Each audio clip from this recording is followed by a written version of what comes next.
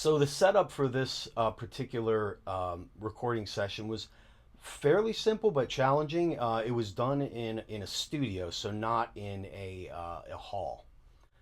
So it's a good sized studio, but it does have a tighter, drier sound. So the piano is a 9 foot Steinway Hamburg mid 70s, I believe. So it's loud. It's got a lot of presence, especially for a smaller room. Um, Early on, I knew that I was not going to have separation between the vocal and the piano, which was fine. I want everything to sort of merge in together. So I had two different mics on the vocalist, one up higher and one sort of several feet away on the same plane as her voice. As far as piano, I have two closer mics, not too close, but sort of around the curve of the piano. And I like to mic the tail of the piano. I like the way it sounds as all the strings sort of come together there at the end. And then I had a few room mics. So all told, I think I probably had 8 to 10 mics on this project. And then of course mixing it was so it was delicate. It took a while to get the sound right. Which it always does for music like this, because especially when you're not doing it in a natural setting like a recital hall. Working with Andrea and Masaru was very easy.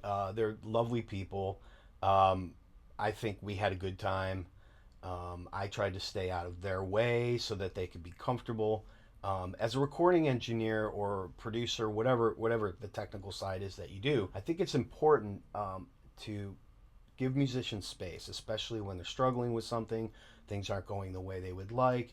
Um, there's a balance there between pressing forward and making sure that the job gets done, and also allowing people to feel comfortable and feel disappointed and work through the emotions of being a musician, because I'm a musician as well, and I've been on the recording side on both sides of that. And there's something about the recording process that just adds anxiety that musicians aren't used to preparing for. Preparing for the stage is different than preparing for recording sessions. So I think we had a good uh, flow there. The second session that we did in December of 2022 was much quicker. They had already known the process. I had everything set exactly the way I had it before. I took good notes. That was a challenge. Was making sure that I had everything set exactly the way I had it set for that first one, so that we didn't have continuity issues. Um, but they came into town. I had everything set up. We went in. We pretty much knocked it out. It was the second session was much easier. As a composer myself, I bring something a little bit different to the recording process. I approach my recordings as I would approach a composition. I think in terms of dynamics and colors. I make my technical choices based on things artistically, as if I was orchestrating.